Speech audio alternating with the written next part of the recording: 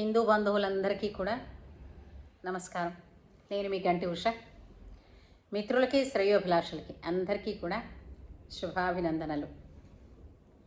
ఈ మధ్యన చూడండి, మనం యూట్యూబ్ ఓపెన్ చేసేసరికల్లా లేదా మామూలు శాటిలైట్ ఛానల్స్ పెట్టుకుని ఏ న్యూస్ ఛానల్ చూడండి, అయితే ఎవరినో మర్డర్ చేశారు, లేదా ఎవరినో రేప్ చేశారు, లేదంటే ఇలాంటివే తప్ప, లేదంటే పెద్ద పెద్ద అమౌంట్స్ స్కామ్ అయిపోయింది, సైబర్ అటాక్స్ అవుతున్నాయి, తర్వాత ఇంకా మత మార్పిడి గురించి కానీ మతపరమైనటువంటి దౌర్జన్యాల గురించి కానీ మరి అడగక్కర్లేదు. ఇంతేకాకుండా మంచినీళ్ళు ఎలా అయితే లభ్యమవుతున్నాయో అలాగే ఈ డ్రగ్స్ వాటి గురించినటువంటి విషయాలు ఇవన్నీ. పోనీ ఇంకేదన్నా ఓటీటీ థియేటర్స్లో సినిమాలు చూద్దామా అంటే ఆ సినిమాల్లో కూడా సినిమాలు కానీ సీరియల్స్ కానీ ఏవి పట్టుకోండి, వాటన్నింటిలోనూ చూపిస్తున్నది ఇదే. ఫిక్షన్ అంటున్నారు. ఫిక్షన్ అని చెప్పి ఒక దానికి 2-3 సీజన్స్ ఉంటాయి. ఒక సీజను ముందు 7-8 ఎపిసోడ్స్ చూసామనుకోండి, మీకు లాస్ట్ వరకు కూడా వచ్చేదంతా కూడా డ్రగ్స్ గురించి. నాకు అనిపిస్తుంది ఇది ఫిక్షన్ అయినప్పుడు మీరు నిజంగా చేసే వాళ్ళకి మరి కొంచెం ఐడియాలు ఇస్తున్నారా? ఏంటి చెప్పాలనుకుంటున్నారు? ఈ మధ్య ఒక లేటెస్ట్ ఒక సీరియల్ చూశాను. అందులో అంతా ఆడవాళ్ళే ఫుడ్ క్యారేజీలు సప్లై చేస్తూ వాటిల్లో డ్రగ్స్ పెట్టి సప్లై చేస్తున్నారన్నది, తర్వాత దాన్ని ఎవరో ఫైండ్ అవుట్ చేశారన్నది. ఏంటిది అసలు? ఇలాంటి సీరియల్స్ తీయడం వల్ల ఏం చెప్పాలనుకుంటున్నారు సమాజానికి? అటువంటి పనులు చేసే వాళ్ళకి మరిన్ని ఉపాయాలు చెప్పాలనుకుంటున్నారా? లేదంటే అది ఎంత ప్రమాదకరమైనదో, ఒక ఫ్యామిలీని ఎంత చిన్నాభిన్నం చెయ్యగలదో, అంతేకాకుండా అది యూజ్ చేస్తున్నటువంటి దానికి బానిసలైపోయినటువంటి వ్యక్తులు జీవితాలను పోగొట్టుకుంటున్నారే, దీని గురించి ఎవరికి ఆలోచన రావటం లేదా? వచ్చే ఉండొచ్చు, కానీ నా ఆవేదన కూడా నేను మీతో కాకపోతే ఎవరితో చెప్పుకుంటాను. ఇప్పుడు మంచినీళ్ళ ప్రాయంలాగా పిల్లల దగ్గర నుంచి పెద్దల దాకా డ్రగ్స్ విరివిగా దొరుకుతూ ఉంటే డ్రగ్స్కి బానిసలైన వాళ్ళు కొన్నాళ్ళకి నిర్వీర్యులైపోతారు. అంటే సొంతంగా ఆలోచన, తర్వాత ధీమంతం అంటే ఏంటి, బుద్ధి కలిగి విచక్షణ కలిగి ఉండడం అనేటువంటిది కోల్పోతారు. ఈ మధ్యన జరుగుతున్న రేపులైనా కావచ్చు, మర్డర్స్ అయినా కావచ్చు, లేదంటే లూటీలైనా కావచ్చు, ఇవన్నీ కూడా ఈ దుర్వ్యసనాలను బట్టే అవుతున్నాయి. అవునంటారా కాదంటారా? ఎందుకంటే ఎక్కడో ఎవరో కూర్చుని చేయిస్తున్న ఈ బిజినెస్ ఏంటవుతుందంటే, ఒక్కసారి తస్మాత్ జాగ్రత్త. ఇది అలవాటు పడిన కొద్దీ మనిషి విచక్షణని కోల్పోతాడు. మనిషి విచక్షణని కోల్పోయిన తర్వాత మనిషికి మృగానికి తేడా ఉండదు. అవతల వాళ్ళు కూడా బిజినెస్ చేస్తున్న వాళ్ళు, ఈ విధమైనటువంటి బిజినెస్ చేస్తున్న వాళ్ళందరి లక్ష్యం ఒకటే, మనుషులు తమ స్వంత విచక్షణని ఆలోచనని విడిచిపెట్టి వాటికి బానిస అవ్వాలని. అలా అయిన రోజున రాజ్యం అంతా వాళ్ళదేనని. ఒక్కసారి ఆలోచించండి. ప్రాణం గొప్పది, జీవితం విలువైనది. తల్లిదండ్రులు ఇచ్చినటువంటి జీవితాన్ని ఎలా జీవించాలి, ఎవడికి ధారపోయాలి, జీవితంలో మనల్ని నమ్ముకునున్న వాళ్ళకి మనం ఏం చేయాలి అన్న ఇంకిత జ్ఞానం మనలో ఉండాలి. తల్లిదండ్రులు, నేను వాళ్ళందరికీ కూడా రిక్వెస్ట్ చేస్తున్నాను, పిల్లలతో ప్రేమగా అటాచ్మెంట్లో ఉండండి. అటెన్షన్ తక్కువైపోయినటువంటి పిల్లలే ఎక్కువగా ఈ విధమైనటువంటి బారిన పడుతూ ఉంటారు అని మనకున్న కథనాలన్నీ చెప్తున్నాయి. అట్లా అంటే మిగిలిన వాళ్ళు పడటం లేదా అని కాదు. ఏది ఏమైనప్పటికీ కూడా సమాజాన్ని భ్రష్టు పట్టించడానికి, ముఖ్యంగా యువతని నిర్వీర్యులను చేయడానికి మాత్రమే ఇలాంటివన్నీ వచ్చాయి. కొంచెం జాగ్రత్త పడండి, ఆలోచించండి. ఇవి అమ్ముతున్నటువంటి వీటి మీద రకరకాల కేసులు, రకరకాల వీడియోస్ వస్తున్నటువంటి ఒక పిల్ల ఉంది కదా, నాకు ఆ పేరు చెప్పడం కూడా చాలా అసహ్యంగా ఉంది. తల్లిని తిడుతుంది, నోటుకి ఎంత మాట వస్తే అంత మాట అంటుంది, ఎవరినైనా ఏ మాట అయినా అంటుంది, పిచ్చి పిచ్చి వీడియోసు, పిచ్చి పిచ్చి మాటలు, పనికి మాలిన తిట్లు, ఇవన్నీ యూట్యూబ్ నిండా చక్కర్లు కొడుతున్నాయి. ప్రతిరోజు ఒక్కొక్క లేటెస్ట్ మనకి వీటిల్లో వస్తుంది. దాన్ని ఏమిటంటారు, లేటెస్ట్ బులెటిన్ లాగా వస్తున్నాయి ఇవన్నీ. ఆ అమ్మాయిని అడ్డుకునే వాళ్ళు ఎవరు లేరా? ఆ అమ్మాయి మీద ఎవరు కేసు వేశారనుకుంటాం, యాక్షన్ ఎవరు తీసుకోరా? గాలి వదిలేశారేంటి? ఎవరు అడగరా? ఎంతమంది పిల్లల జీవితాలు పోగొట్టాలండి ఇలాగా?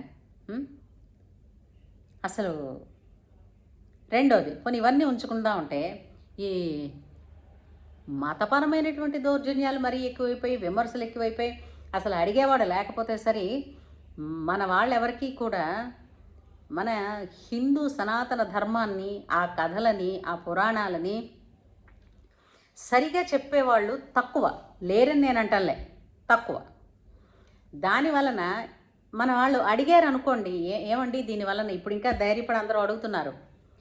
ఒకప్పుడు అడిగేవారు కాదు, అడిగితే తిడతారని భయం, నీకేం తెలుసులేని కొట్టిపాడేస్తారని భయం. ఈ అవకాశాలు తీసుకునే మిగిలిన వాళ్ళందరూ కూడా, అంటే ఇతర మతస్థుల వాళ్ళు ఏం చేస్తున్నారంటే మన చెవులు పిచ్చి పిచ్చి మాటలతోటి నింపేసి బుర్రలు మారుస్తున్నారు. అంటే అందుకే అన్నాను, వినదగును ఎవ్వరు చెప్పిన వినేనంతనే వేగపడక వివరింపదగున్. మనకున్నవి 2 చెవులు, కానీ 1,00,000 మందికి ఈ చెవులు ఇచ్చేసాం. ఎవరు చెప్పింది చెవులో పడిపోతుంది, అదే నిజం అనుకుంటాం. విన్నపడినవి కాదండి, మీ కంటితో చదవండి. మీకు నిజం కావాలి అంటే మీరు తెలుసుకునే ప్రయత్నం చెయ్యండి. పెద్దవాళ్ళు వాళ్ళకి సమయాభావం వలన కొంచెం చెప్పడం లేట్ అవ్వచ్చు, లేదా ముందు కాదనవచ్చు. కానీ విద్యార్థి అన్నవాళ్ళు పదే పదే పరిప్రశ్న అంటారు, అది చేస్తూ ఉన్న వాళ్ళకి ఖచ్చితంగా వస్తుందండి. అయినా ఒక విషయం చెప్తాను, ధర్మం చాలా పెద్దది, యూనివర్స్కి సంబంధించింది. మతం ఒక చిన్నది, అది ఇండివిజువల్. దీన్ని దాంతో ఎలా పోలుస్తారని నాకు అర్థం కాలేదు. ధర్మం అన్నది జాతిని బట్టి ఉండదండి. మానవాళి అందరికీ ఒకటే ధర్మం, ఇది తెలుసుకోండి. ఆ ధర్మం ఏమిటి, అలా ఉంటే ఆ ధర్మంలో నడిస్తే ఎంత హాయిగా, ఎంత గౌరవంగా, ఎంత శ్రేష్టంగా నీ జీవితం గడుస్తుంది. నిన్ను నమ్ముకుని వచ్చిన వాళ్ళు అటేడు తరాలు ఇటేడు తరాలు ఎలా ఉద్ధరింపబడతారు. అంతే తప్ప ఈ పేరుతో పిలిస్తేనే దేవుడు, ఆ దేవుడు అంటే ఇలా అసలు దేవుడు కొట్టుకోలేదు, మనం వీళ్ళెందుకు కొట్టుకు వస్తున్నారో అర్థం కాలేదు. ఒక్క విషయం, ప్రతి మనిషిలోనూ దివ్ అనేటటువంటి ఒక ధాతు ఉంటుందట, మా అమ్మమ్మ చెప్పేది చిన్నప్పుడు. అయితే దానిని సాధనతోటి, సేవతోటి, విచక్షణతోటి పైకి తెచ్చుకోగలిగిన వాడు తానే దైవం అవుతాడు. కానీ తాను దైవమైన ఎవ్వరూ కూడా నేను దేవుణ్ణి అని అనడు. ఆ అన్నవాడు దేవుడు కాదు. నేనే దేవుణ్ణి, నాకే మొక్కండి అన్నది కాదు. ఇంకో మాట కూడా చెప్తానండి, అదెప్పుడో రాబోయే తరాలు, పుట్టబోయే తరాలు, భూమి మీద ఎవరెవరు పుడతారో వాళ్ళందరి కోసం కూడా ఇప్పుడు నేను రక్తాన్ని నోటు చేశానంటే నువ్వెన్ని పాపాలైనా చేసుకొని, అంతే కదా.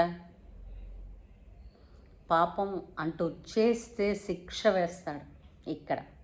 అది ధర్మం, ఎవరికైనా ఒకటే. అంచేత ధర్మం అనేటువంటి ఒక పెద్ద ఒక టాస్క్ని ఒక చిన్న విషయంతో పోల్చి దానికి దీనికి కంపారిజన్స్ వెతుక్కుంటే ఎలా దొరుకుతుంది, ఏం దొరుకుతుంది? మీరెంత అనుకున్నా కూడా ధర్మంతో సాటి ఏదీ కాదు. అండ్ ఆ ధర్మం ప్రకృతి పరంగా కూడా ఉంటుంది. అందుచేత అనవసరమైన కొట్లాటలు మానేయండి. దయచేసి రిక్వెస్ట్ చేస్తున్నాను, ఈ డ్రగ్స్ ఇవన్నీ కూడా పిల్లల్లో అంటే ఈసారి మొబైల్ అందరి చేతుల్లో ఉంటుంది కదండి ఈ మధ్యన. మనం చెప్పిందే వాళ్ళు చూస్తారన్న రూల్ లేదుగా. వాళ్ళ చేతిలో వాళ్ళు అంటే మనం ఒక ఆటం బాంబు పెట్టి నువ్వు ఇలాగే ఉపయోగించుకుంటే ఎలా ఉపయోగించుకుంటారండి? అదొక బాంబ్ అది. ఎప్పుడైనా నాశనం చేస్తుంది. కానీ అంటే మొబైల్ అన్నది ఎంతవరకు ఉపయోగించాలో అంతవరకే చెప్పాలి. ఆ డిపెండెన్సీ ఎప్పుడొస్తుందనంటే మనిషితో బంధం ర్యాపో అన్నది బాండింగ్ అన్నది తగ్గుతూ ఉంటే మొబైల్‌తో బాండింగ్ పెరిగిపోతుంది ప్రతి ఒక్కళ్ళకి. దాన్ని కట్ చేయాలంటే ఏం చేయాలి? మళ్ళీ ఒకప్పుడు పాతకాలంలాగా మధ్యలో పెద్ద మంచం వేసుకుని, ఇంటి పెద్దెవరో కూర్చుని, చుట్టూతా పిల్లల్ని పెట్టుకుని 4 కబుర్లు, కథలు అవన్నీ చెప్తున్నారనుకోండి. ఏ పిల్లలు మొబైల్ చూస్తూ కూర్చుంటారు? అందరూ ఎంత చక్కగా కథలు, కబుర్లు వింటూ శుభ్రంగా పెట్టిందంతా ఆరోగ్యంగా, ఆనందంగా తింటూ దీర్ఘాయుష్మంతులై బావుంటారు కదూ! కనీసం నెలకొకసారైనా అలాగ ఉండడం వలన బావుంటుంది. ఆ నెలలో ఆ ఒక్కరోజు ఎప్పుడొస్తుందన్న ఆలోచన, ఉత్సాహం ఉంటుంది ప్రతి మనిషిలోనూ. ఏమంటారు? అంచేత ధర్మో రక్షతి రక్షితః. ధర్మాన్ని అనుసరిద్దాం, ధర్మాన్ని ఆచరిద్దాం, ధర్మాన్ని నడిపిద్దాం. మనం మనం ధర్మంలో ఉంటే చాలు. ధర్మమే మనని నడిపిస్తుంది. అధర్మం జరుగుతూ ఉన్నప్పుడు మాత్రం నోరు మూసుకోకండి. అది మహాపాపం. అర్థమైందా? అంచేత తస్మాత్ జాగ్రత్త. మనకి ధర్మం ఒక్కటే కవచం లాంటిది. ఇటువంటి రకరకాలైనటువంటి జాడ్యాలు వ్యాపిస్తున్నటువంటి ఈ సమాజంలో మన ధర్మమే మనకి కవచం. బుల్లెట్ ప్రూఫ్ కోట్ లాంటిది. అందరూ ధర్మాన్ని ఆ విధంగా ఒక కవచంలా ధరించి దీర్ఘాయుష్మంతులే ముందుకు అభివృద్ధి పదంలో నడిచెదరుగాక. జై శ్రీరామ్.